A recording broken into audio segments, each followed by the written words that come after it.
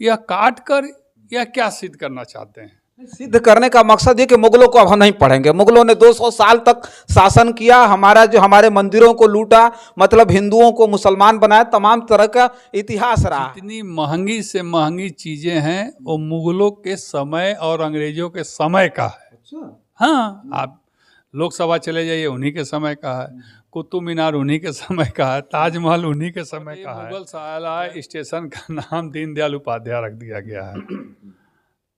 कितना, हम बोल रहे एक पीढ़ी खत्म हो जाएगा मुगल सराय को भुलाने में, संभव नहीं है।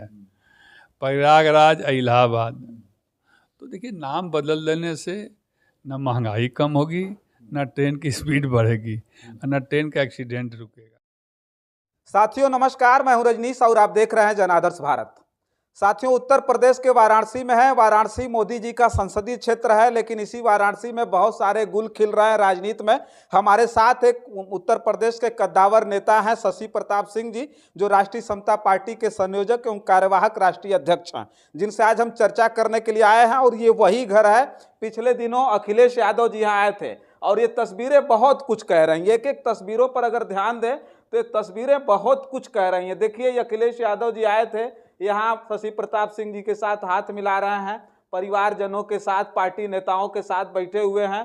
तो यहाँ सारी प्रक्रिया चले। देखिए, परिवार के जो बच्चियां हैं, जो महिलाएं हैं, उनसे भी मिल रहे हैं और बैठ करके नाश्ता, चाय पानी जो भी करना था उन्होंने किया। ये तस्वीरें बहुत कुछ कह रही हैं, जिस वीडियो में भी थोड़ी सी चर्चा करेंगे। लेकिन आज सबसे बड़े मुद्दे पर बात करने के लिए आए हैं कि इस वक्त की जो सबसे बड़ी खबर है, जिसमें से मुगलों का इतिहास वो बाहर कर दिया। अब हम अकबर को नहीं पढ़ेंगे, अब हम शाहजहां को नहीं पढ़ेंगे, अब बाबर को नहीं पढ़ेंगे, हुमायूं को नहीं पढ़ेंगे, बल्कि राणा को पढ़ेंगे, महाराणा प्रताप को पढ़ेंगे, शिवाजी को पढ़ेंगे, तमाम जो है लोगों को पढ़ेंगे। लेकिन अब मुगलों का जो इतिहास है वो बाहर कर दिया जा रहा है, बाहर किया गया है। उस पर आज हम चर्चा करने के लिए शशि प्रताप सिंह जी के साथ हैं। बहुत बहुत स्वागत है आपका। जी, बहुत बहुत धन्यवाद। आज हमको चर्चा करते हुए बड़ा अच्छा लग रहा है। और चैनल पर मैं पहली बार, इससे पहले आपका जो है हमने किया था, अपने चैनल पर बहुत सारे डिबेट किए थे, लेकिन आज चर्चा करते हुए कुछ खास मुझे लग रहा है कि अखिलेश यादव जी से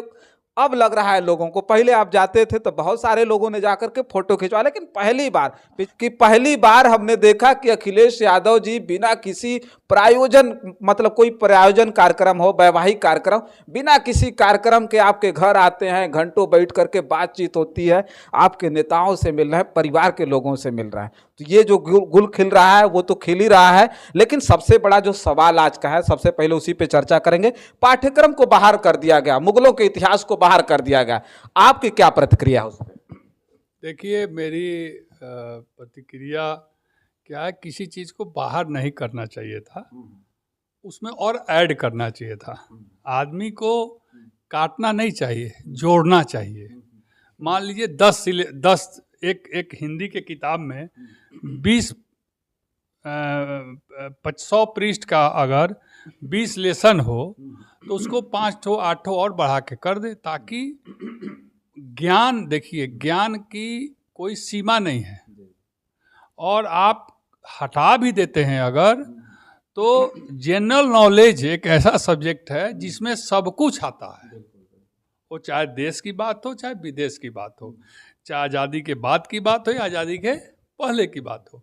तो मेरा कहना यह है कि किसी को हटाने से अच्छा है कि उसमें और कुछ लोगों को जोड़ देना चाहिए, ताकि पढ़ने वाले लोग, पढ़ने वाले बच्चे और विद्यार्थियों का नॉलेज और बढ़े। यह काट कर या क्या सिद्ध करना चाहते हैं? सिद्ध करने का मकसद ये कि मुगलों को अब हम नहीं पढ़ेंगे। मुगलों ने 200 साल तक शासन किया, हमारे मंदिरों को लूटा, मतलब हिंदुओं को मुसलमान बनाया, तमाम तरह का इतिहास रहा है। भारत में आज भी मुझे लगता है कि जितनी महंगी से महंगी चीज़ें हैं वो मुगलों के समय और अंग्रेजों के समय का है। हाँ, आप लोकसभा चले जाइए, उन्हीं के समय का है। कुतुब मीनार उन्हीं के समय का है। ताजमहल उन्हीं के समय का है। जयपुर, जोधपुर, कहाँ कहाँ बड़े बड़े जो इमारत और स्मारक हैं, सब उन्हीं के समय का है। तो किताब में हटा देने से कुतुब मीनार थोड़े नहीं दिखाई देगा भाई। किताब में अगर हटा देते हैं हम किसी का, तो कुतुब मीनार तो दिखेगा ही, ताजमहल तो दिखेगा ही, संसद भवन दिखेगा ही, और जो दिल्ली में तमाम हुमायूं टुम्ब है और कौन कौन, सब चीज़ें तो दिखेंगे ही। तो अगर सरकार को हटाना है तो पहले इनको हटा दे, उसके बाद सिलेबस में हटावे, मेरा ये कहने का मतलब है। लेकिन ये संभव है नहीं। संभव नहीं। ताजमहल का नाम अभी बदले। अरे ताजमहल का नाम बदल देने से शाहजहाँ को कोई भूल तो नहीं जाएगा ना, कि भूल जाएगा, और उनकी बेगम को भी कोई नहीं भूल जाएगा। हम पूछते हैं आपका नाम अगर बदल दिया जाए तो क्या आप बदल जाएंगे? आज मैं शशि प्रताप सिंह हूँ, अगर मेरा नाम शशि कुमार कर दिया जाए तो मेरी आव भाव, रहन सहन, खान पान, शरीर के अंदर की जितनी योनियाँ सब तो वही रहेंगी ना। तो मेरा कहने का मतलब ये है कि कपड़ा बदलने से अच्छा है कि 2 कपड़ा और सिलवा लिया जाए। अगर 2 पैंट और 2 शर्ट अच्छा है और हमको अच्छे और उससे भी अच्छा चाहिए तो इसको भी रखिए और चाटो सिलवा लीजिए। ऐसा नहीं कि इसको फाड़ के माचिस बांट दीजिए। ये देखिए बहुत बड़ी बात कह रहे हैं, बहुत बड़ी बात की। एक तो पहले आप सरकार ने ये हटा करके वाहवाही लूटी है पूरे देश भर में कि अरे बाप रे, पहली बार हुआ उत्तर मुगलों का इतिहास पाठ्यक्रम से बाहर कर दिया गया। आप कह रहे हैं कि नहीं, उसमें ऐड करना चाहिए, बढ़ाना चाहिए और लोगों को पता चलना चाहिए। 200 साल तक मुगलों का शासन रहा है भारत पे। 200 साल शासन करने के बाद आज उनको पाठ्यक्रम से बाहर किया जा रहा है। और आप वही बात कह रहे हैं, लोग भी कह रहे हैं, जो कम्युनिटी के लोग हैं वो भी कह रहे हैं कि भाई दिल से कैसे निकालोगे? मुगलों का इतिहास तो, मुगलों का शासन 600 वर्ष रहा है, अंग्रेजों का शासन 200 साल रहा है। अब बताइए, मुगल साला स्टेशन का नाम दीनदयाल उपाध्याय रख दिया गया है। कितना, हम बोल रहे एक पीढ़ी खत्म हो जाएगा मुगल सराय को भुलाने में, संभव नहीं है। प्रयागराज, इलाहाबाद, तो देखिए नाम बदल देने से न महंगाई कम होगी, न ट्रेन की स्पीड बढ़ेगी, न ट्रेन का एक्सीडेंट रुकेगा। तो मेरा कहने का मतलब है कि सरकार को इन सब चीज़ों से ध्यान हटाकर शिक्षा और चिकित्सा की तरफ जाना, बच्चों को ले जाना चाहिए। कि आज हमारे देश में स्कूल, सरकारी स्कूलें की जो दुर्व्यवस्था आज है उसको सुदृढ़ करें। आज गरीब और गरीबी से, चिकित्सा से, इलाज से लोग किस तरह मरते जा रहे हैं, परेशान हो जा रहे हैं, घर के घर बिक जा रहा है, ज़मीन का ज़मीन बिक जा, इस पर उतना दिमाग लगाना चाहिए। ये नाम और पाठ्यक्रम और पृष्ठ बदल देने से मेरे हिसाब से नहीं बदलना चाहिए, उसमें और ऐड कर देना चाहिए। जैसे आपने कहा ना, महाराणा प्रताप, शिवाजी, पृथ्वीराज चौहान, वीर लोरिक, तो इन सबों का इतिहास को और जोड़ देना चाहिए, ना कि किसी के इतिहास को हटा देना चाहिए। अब पढ़ने वाले की इच्छा, अब जो जिसको पढ़ने की इच्छा कर जो पढ़े, क्योंकि इस देश में अगर हम 75% है तो 25% उनको मानने वाले लोग भी हैं। यह देश तो हिंदू, मुसलमान, सिख, ईसाई, पारसी, इस सब का देश है ना। तो आप कहिए कि हम जो पारसी का लेसन उसको हटा देंगे, जो क्रिश्चियन का लेसन वो हटा देंगे, तो ये मेरे हिसाब से मानवता, इंसानियत में चीज़ नहीं होनी चाहिए। सबको मिला के, समावेश करके, समानता और समता के साथ सबको लेकर देश को आगे बढ़ना चाहिए। ये जात पात, हिंदू मुस्लिम, मंदिर मस्जिद, ये राजनीति से कुछ नहीं मिलने वाला है। इससे शिक्षा पर ज़्यादा असर पड़ने वाला है। अच्छा, आपको नहीं लगता कि इन्हीं सब चीज़ों से जो है राजनीतिक फायदा मिल रहा है? जो सत्ता में, जो पार्टियां सत्ता में हैं, इन्हीं सब चीज़ों को बोल करके आज सत्ता में है। देखिए, बात आपकी सही है कि कुछ पिछले कुछ वर्षों में जो चीज़ हुआ आज़ादी के बाद से और अब जो कुछ हो रहा है, दोनों भिन्न हैं। और ये बात ठीक नहीं है कि मेरा तो सीधे कहना है कि मानव मानव एक समान, हिंदू हो या मुसलमान।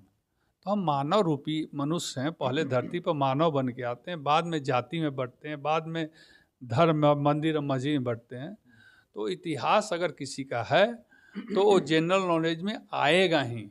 इंडिया के अगर जनरल नॉलेज से हटा दिया जाएगा तो मैं मान लूँगा कि इंडिया से हटा दिया गया कि लेकिन जो लड़का, जो बच्चा अमेरिका, लंदन, ब्रिटिश और इंग्लैंड पढ़ने जाएगा, वहाँ से तो नहीं हटाया जाएगा। तो उसको दिक्कत होगी कि जब वो जनरल नॉलेज और एग्ज़ाम में बैठेगा, उसे पुराने इतिहास को पूछा जाएगा तो वहाँ फेल होकर वापस इंडिया आ जाएगा। तो शिक्षा पर इसका बहुत बड़ा असर पड़ेगा, क्योंकि भारत में ये चीज़ हो सकता है। और भारत के अलावा हिंदी भाषी क्षेत्रों में ये संभव है, लेकिन अन्य भाषी क्षेत्रों में दक्षिण के एरिया में चले जाएं या पूर्वांचल पूरब असम साइड चले जाएंगे तो ये अभी तत्काल चेंज करना संभव नहीं है। मैं तो कहता हूँ सरकार से कि सरकार कुछ न करे, सबसे पहले हिंदी ही मानक बना दे कि हिंदी सर्वमान्य है, कि पूरे भारत के कोने कोने में सबको हिंदी पढ़ना और हिंदी लिखना आना चाहिए, अंग्रेजी बोलना और अंग्रेजी पढ़ना आना चाहिए। क्या जो इतिहास मिटाने का।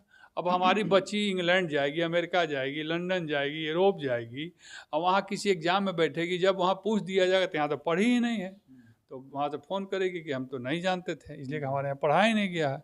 तो पूरे विश्व की संस्कृति को एकजुट करके भारत में सबकी पढ़ाई होनी चाहिए, ताकि भारत के बच्चे कहीं जाकर फेल ना हो।